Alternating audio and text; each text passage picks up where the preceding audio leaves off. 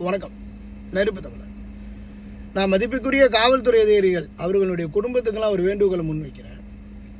போலீஸ்காரவங்க லஞ்சம் வாங்கிக்கிட்டு வரும்போது குடும்பத்தில் இருக்கக்கூடிய மனைவிமார்களோ அம்மாமார்களோ அப்பாமார்களோ இப்படி எல்லாரும் யாராக இருந்தாலும் இப்படியெல்லாம் லஞ்சத்தை வாங்கிட்டு வர்றிய, இந்த பாக்கெட்டில் அந்த பாக்கெட்லாம் காசு வாங்குறிய, இது நம்ம குடும்பத்துக்கு ஒட்டுமா? உனக்கு சம்பளம் 40-50 தானே, ஒரு மாதத்துக்கு எப்படி இத்தனை லட்சம் வருமானம் வருது அப்படிங்கிற ஒரு கேள்வியை நீங்கள் கேட்டிருந்தீங்கன்னா நிச்சயமாக ஒவ்வொரு காவல்துறை அதிகாரிகளும் தப்பே பண்ணிடாமல் இருந்திருப்பாங்க.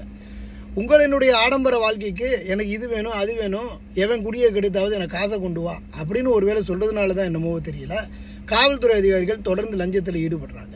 பழம் வைக்கிறவன்லேருந்து பால் வைக்கிறவன்லேருந்து தள்ளுவடி கடை வைக்கிறவன்லேருந்து பாஸ்போர்ட்லேருந்து ஹோட்டல்லேருந்து டீ கடையிலேருந்து மளிகை கடையிலேருந்து வண்டியில் போகிறவன்லேருந்து சைக்கிளில் போகிறவன்லேருந்து நடந்து போகிற வரைக்கும் கை நீட்டி காசு வாங்கியே அவங்க பழகியதுனால தான் இன்றைக்கு இவ்வளோ பெரிய அசம்பாவிதங்களுக்கு ஆளாகிறாங்க.